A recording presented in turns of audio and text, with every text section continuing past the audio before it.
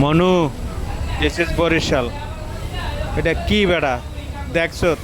ওরে মাহবুদ, OMG বেটা, OMG।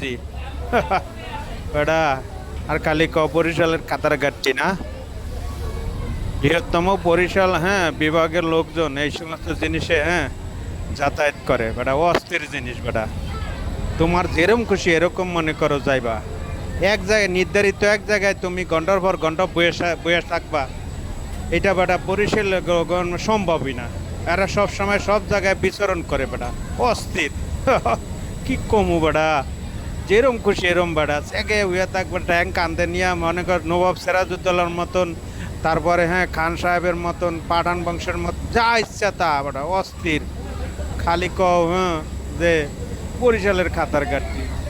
বেটা তো করে কেমনে বুঝামু, ওটা অস্থির একটা জিনিস দেখছ। আর যেটার মধ্যে বৈশা রয়েছি এইটা, এটার কথা আর কইলামই না বেটা। মানে এটা তো ওরে মাহবুদ, OMG।